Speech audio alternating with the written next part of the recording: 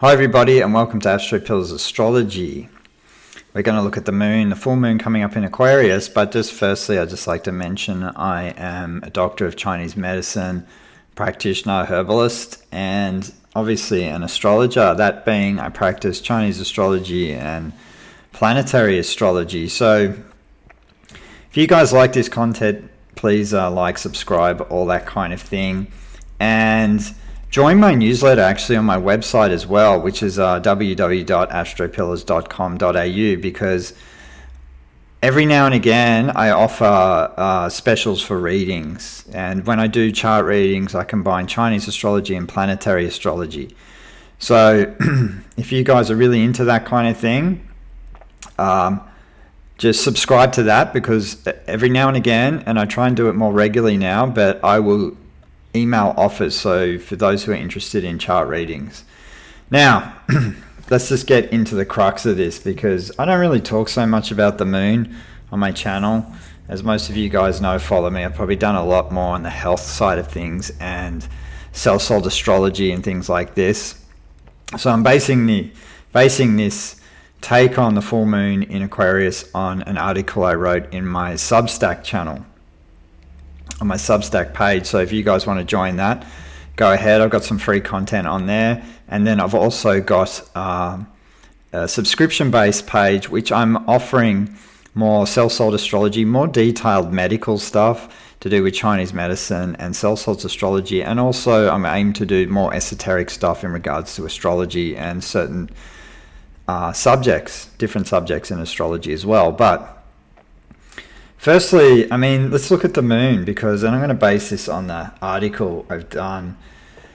And the moon is a very, very interesting thing when you really do your digging in this, and I'm talking on a deeper level. The moon is fascinating, and I think it's weirder than people think. But I'm going to reserve that kind of thought for a different topic, which I'll introduce later on in regards to the moon. But let's just check out the moon, because I'm going to go through the 12 rising signs of it for people as well, because people really appreciate that as well. So I will do that. But early next month, right, we've got the full moon in Aquarius, the sign of the water bearer. So generally the moon in astrology shows us how one reacts based on our subconscious predispositions. So the house placement of your full moon in your astrology chart will show where the universe is kind of highlighting or spotlighting, showing us peak energies and completions of some kinds, and some conclusions, usually from what's been initiated 6 months ago with the new moon in Aquarius. So whatever it was we started off in that period of time, then 6 months ago, then 6 months ahead, right, the full moon's going to reveal whatever it is that is going to be completed. Now, you've got to keep in mind too with astrology, right, things only really happen when you're putting your ass into things. So if you were doing nothing 6 months ago in regards to this, then really nothing's going to play out, right? So this is why I love astrology, and for people who are really committed to running their lives and being the best versions of themselves they can be, then this is when astrology really works for you. Things just don't drop into your lap and go, yep, there it is, right? We have to be living according to our destiny, or have some kind of initiative to really better ourselves and want to create our lives, right? And then we use the astro as a guide to how things are going to play out for us. So the moon shows us generally how we react, right? The moon in Aquarius will react unpredictably, right? Eccentrically, and also with detached objectivity. Because Aquarius is a sign that can be quite detached and very objective, extremely scientific, and also humanitarian as well. There's a few flip sides to Aquarius. For those who really want to get into that, I did a talk on the dark side of Aquarius on my YouTube channel, Pluto ingressing into Aquarius.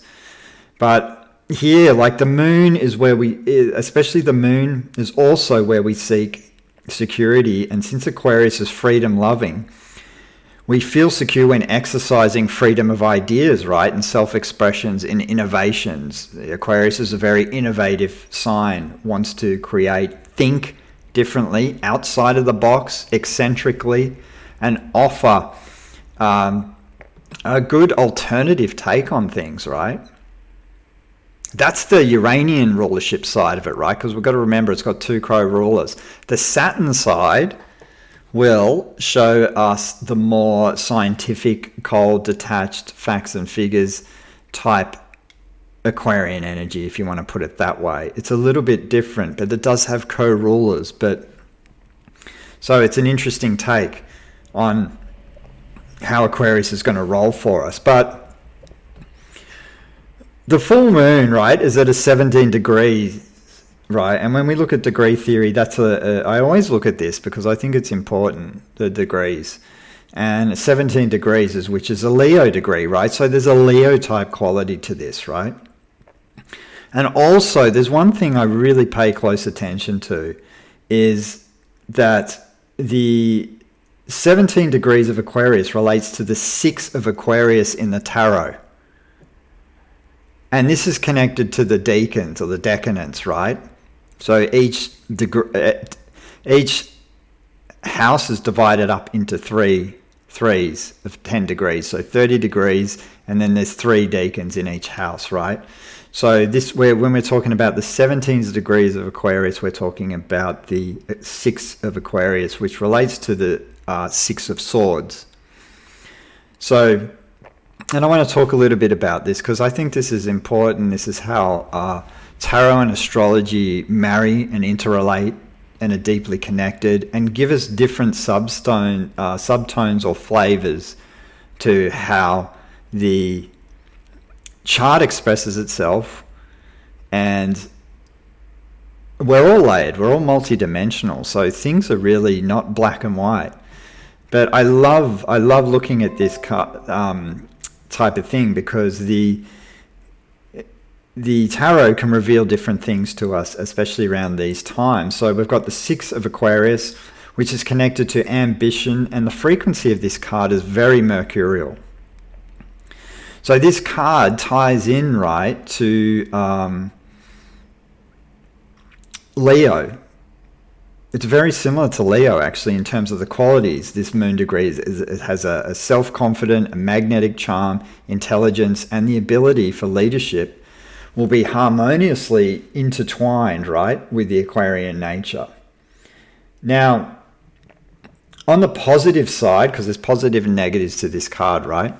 On the positive side, 6 of Aquarius gives us power, clear, quick mind, and a great sense of confidence, right? It can be very good at constructing our lives. What I'm trying to say here is if we've been constructing our lives accordingly to how the new moon was placed 6 months ago, then we've got to look at how things are going to play out right now, wherever it is in our birth chart the full moon falls. The negative side of this card is not so constructive, right? It can be like the Aquarian negative side is very cold, cruel, detached, and completely lacks consideration for feelings of other people's needs, right? So the modern ruler of Aquarius obviously is Uranus. The original one is Saturn. And Uranus, as we all know, most people know, is just ingressed into Gemini. And there's a grand air trine between Uranus and Gemini, Mars in Libra, and Pluto in Aquarius, right? So on a mundane level, this can really push innovations out into the collective.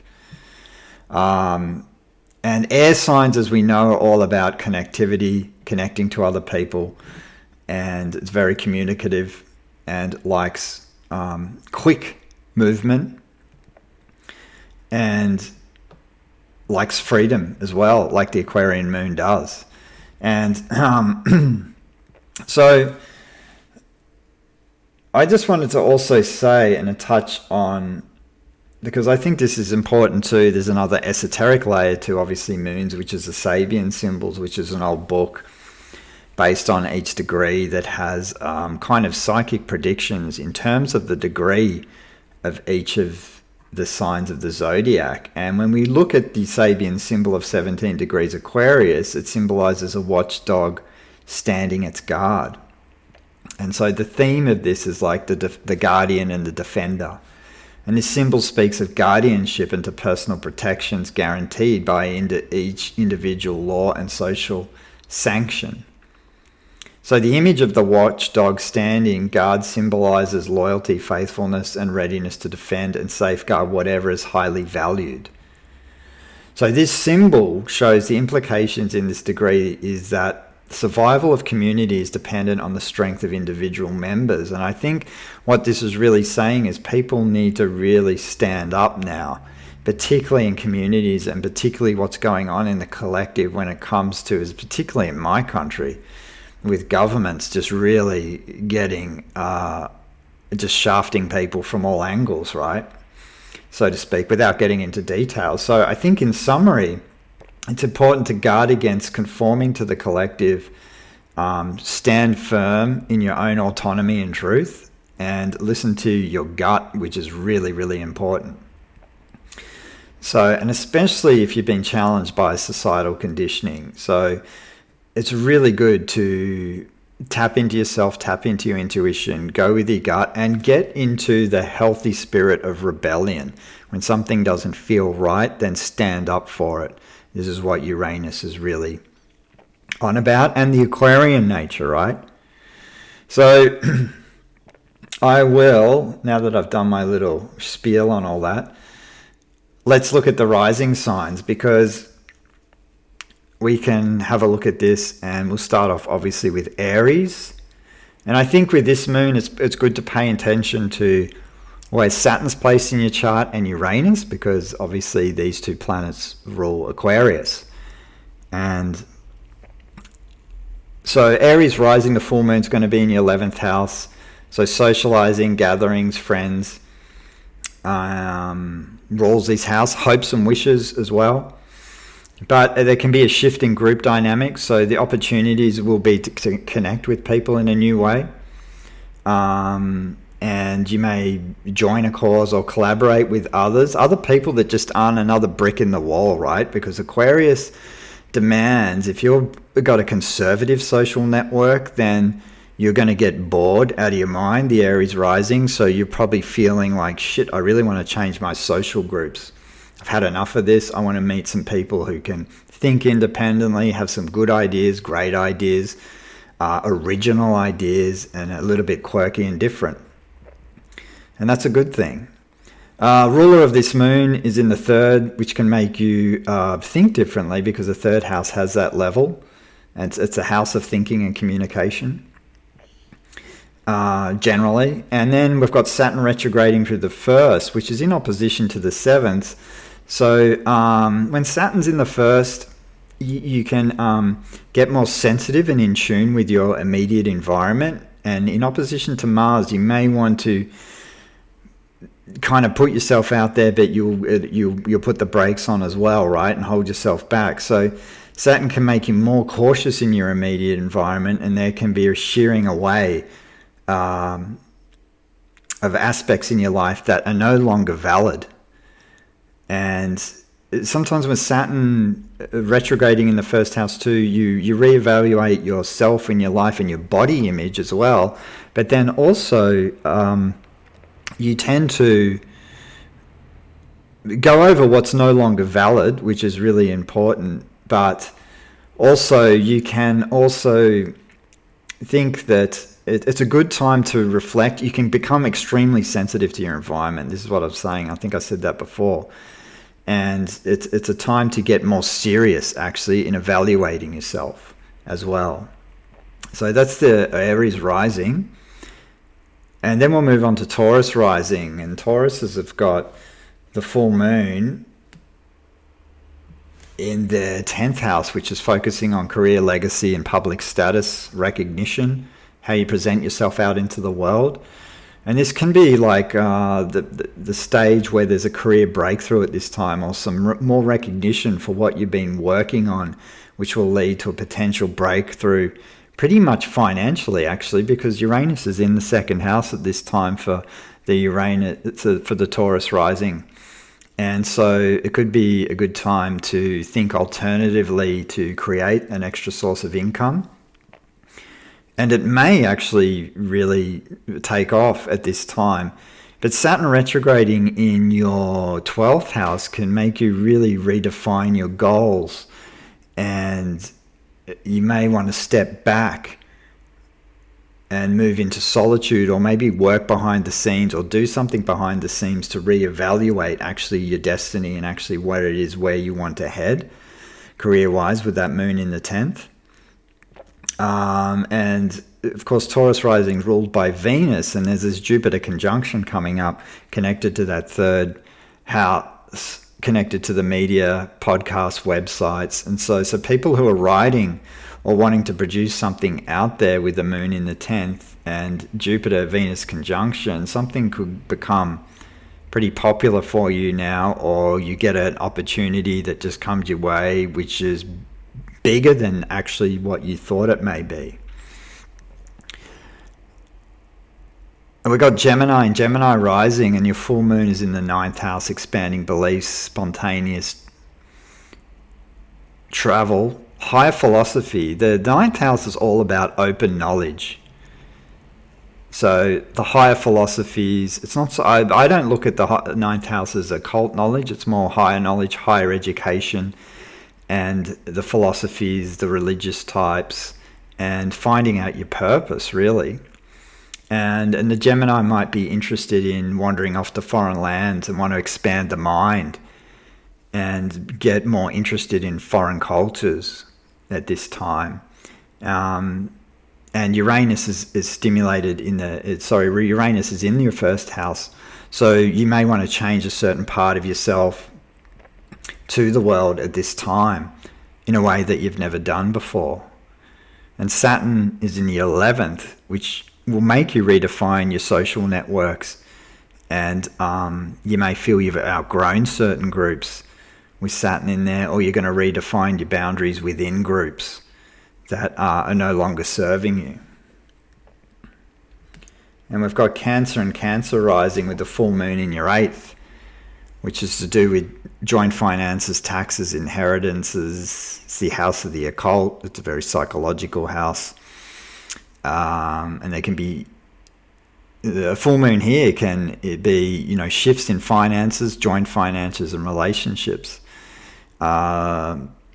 So interestingly enough, and Pluto's in that house as well, but Mercury's retrograde there, so there might be a reassess of finances. And Uranus is in the 12th, which may bring hidden feelings and insecurities around this subject. Those kind of subjects around finances maybe give you a few sleepless nights around it, because Uranus is in the 12th, and the 12th house is all about sleep, so it can really disrupt sleep patterns. We've got Saturn in the 10th, which can be a good time for professional success if you've done the honest work. Because remember, whereas Saturn places, and when it moves into that house, then if you've done the work honestly, authentically over time, you get rewarded. Why? Because Saturn rewards people who put in autonomous time, because Saturn rules time. Time's a very important keyword for the planet Saturn. It can mean reevaluating your career and setting healthy boundaries to do with your profession, especially if you have joint finances and investments with other people, other companies, or even if it's your own business, you're a sole trader or an entrepreneur. So it's going to be an important time around that for setting boundaries around that with any joint finances with someone. And so we've got Leo rising, and the full moon is in your 7th house, which is connected to business partnerships, but also one-on-one relationships and, clients and things like this.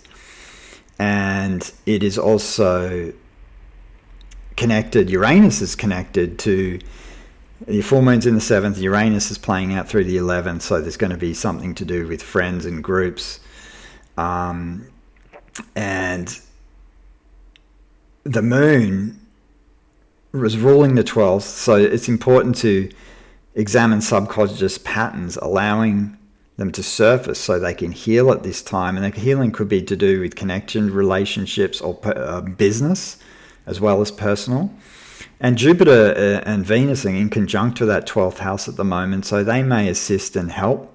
Because Jupiter's like the guardian angel at this time, and maybe with Jupiter and Venus there, you need to spend time retreating and reflecting and going back into that kind of house, and you probably feel comfortable doing that because the 12th house can be murky waters. It can be a little bit dark and uneasy territory, but with Venus and Jupiter there in to do with relationships and connections to partnerships and one-on-one and business partnerships, then you may feel like a comfortable time to re-examine these kind of things.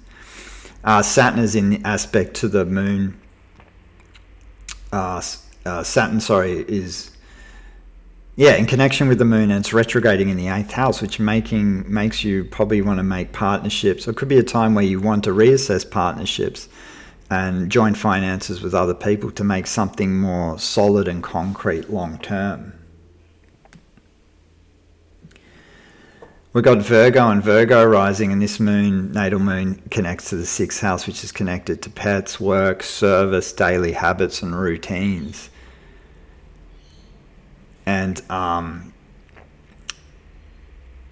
so there can be changes actually for the daily routines in the office space, habits and routines, and things might not be working for you, but then you're going to make the changes around it. And Uranus plays out through the 10th house, implying change in career, or you may start an innovative project of some kind.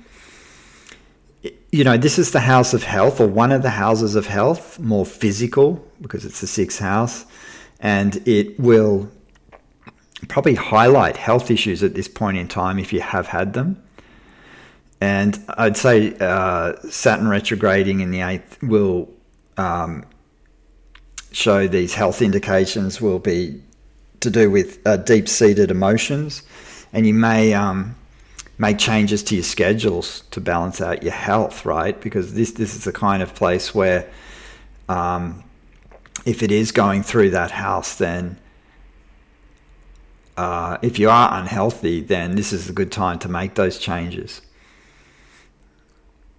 We've got Libra and Libra rising, and the full moon is in your 5th house of creative projects, children, and it's the house of play too, inner child, the romantics. Romance can come under the spotlight, that's what I'm trying to say. It could spark travel, education, as Uranus is clearly in the 9th at the moment for you guys. Mars on the ascendant this time will give you the drive to complete creative projects, but it's in opposition to Saturn in the 7th, so your drive may cause conflicts with the partner, or you really want to get ahead and make something of yourself, and then maybe your partner could be tweaking you and holding you back, because that Mars-Saturn aspect, right? Mars wants to hit the accelerator and Saturn wants to hit the brakes, and it's in opposition, right? So it could swing back and forth. Anyway, the moon rules the 10th with Jupiter-Venus conjunction in this house, which could be a huge turning point for success as well. And I'll do a separate video, if I can, on the Jupiter-Venus conjunction coming up, because that's going to be a big one, exciting one actually, especially for those ruled by Venus. The Scorpio rising, so the full moon is in your 4th and can bring the home and family into focus as it does, and the inner foundation and ancestry. This house placement is deeply connected. It's one of the psychological houses connected to the 8th and the 12th. So it's a very deep house. And the moon's putting the spotlight on it at the moment. So it's not common to see changes on the home front, moving or buying. Pluto in the 4th and Mercury in the 10th house opposition will show that you're re-evaluating changes at work and changes at home. Uranus is in the 8th, so you may be weighing up your financial changes and challenges that may be affecting the home front at the moment as well. And the emotions may be tied to the 9th house as well, because that's where the moon's playing out. and you may be considering a family vacation at this time as well. But there's a lot to do with a lot of juggling between work and finance. And also to do, in conjunction with the home. Fourth house is all about the home, our foundation. And so there'll be a lot of activity going on around that at this point in time. And then we've got Sag rising. The full moon in your natal third house deals with communication, siblings, short distance travels, neighborhoods, connections with community within the neighborhood, this kind of thing. And Uranus in the seventh can indicate a relationship that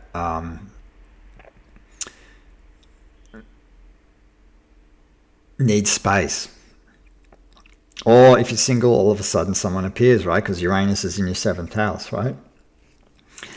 It can also mean you're working with a therapist at this time, and an alternative one with Uranus in the seventh who's, like an astrologer, or any kind of other alternative therapy that helps you assist and move through things, because the seventh house is about the therapists. But with the moon in the third house, you'd be focused on new ways of communicating.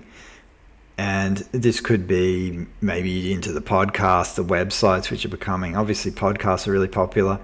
Blogging can come into play as well, because it's like writing, but it won't be like full-fledged novels, just short blogs, things like this, or things like a Substack or something like that.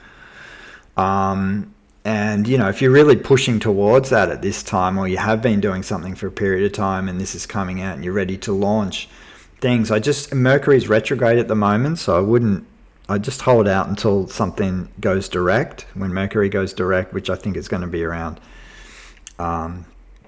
mid-August. And Saturn obviously rules the Aquarius moon as well, as in the fifth house. So, you can be taking playtimes and hobbies a little bit more serious. So it's a good time just to be mindful of just lightening up a little bit as well.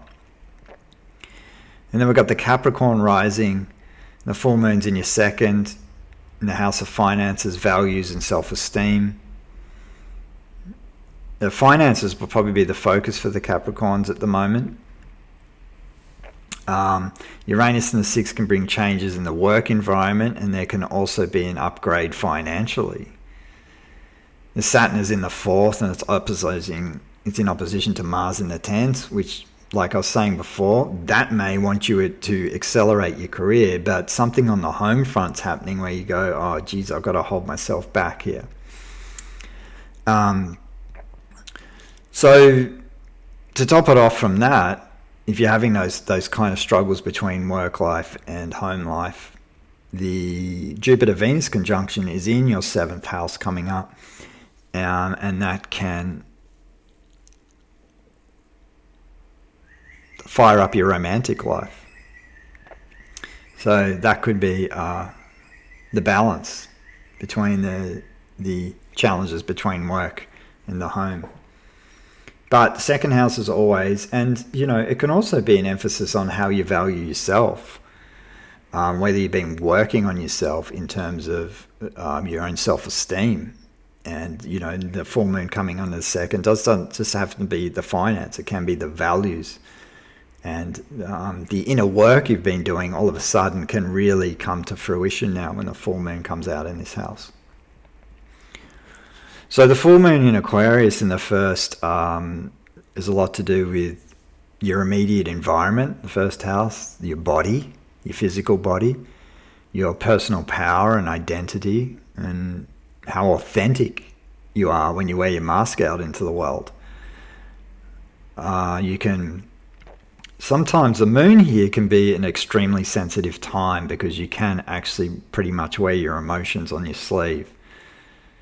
Or you can feel things really like you haven't before in the if you're not so lunar by principle, or you're not in astrology we talk about sex and things like this, which is really important. If you're a night chart, you're really tuned into the lunar. But if you're more solar, you're not so connected, and then all of a sudden the full moon comes into this house, then you can be extremely sensitive to your environment and you thought, wow, I've never tuned into this kind of stuff before. And an Aquarian moon can pick up a lot of electric charge in the environment, right? So, people can become maybe wired for sound, or tuned into, God, I can really notice this Wi-Fi frequency or something like this, right? So just be mindful of all those kind of things, because those kind of things can happen. So Uranus is in your 5th house, so it can be very creative, calling you to do something different at this time.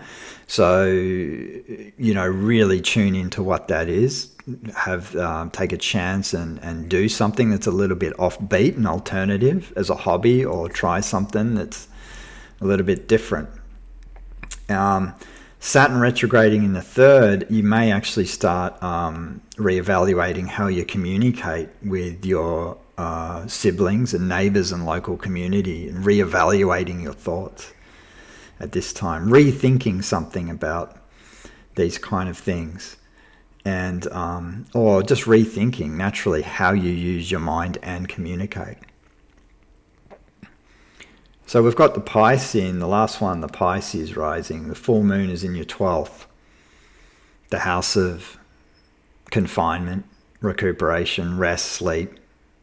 The spiritual house, the house of hidden enemies. And all the hidden enemies really are our own unconscious just playing out. And so the more we're tuned into our own inner life, the less we become victim of our own unconscious. When we legitimately do our own inner work, which just means tuning into your feelings and process them, so you don't project and cause harm to other people, all this kind of thing. It's kind of psychology 101. But the Piscean type at this time may feel like they need more rest at this time. It's a time to recharge and retreat, recharge the bio battery. Uranus is in the 4th at this time, so your foundation might get really rattled and shaken.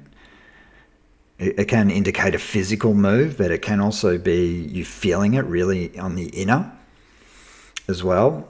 There's a possibility you could experience electrical problems in the home front on a physical level, but Saturn's retrograding through the 2nd, so needed changes need to be made in regards to finance as well as self-esteem. Maybe you're reevaluating how you valued yourself. How have I been treating myself? And you become really strongly sensitive to that.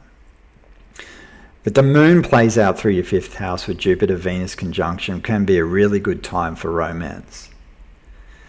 And I'd just say for the Pisces rising, you've got the big one coming up next month with the full moon. Will be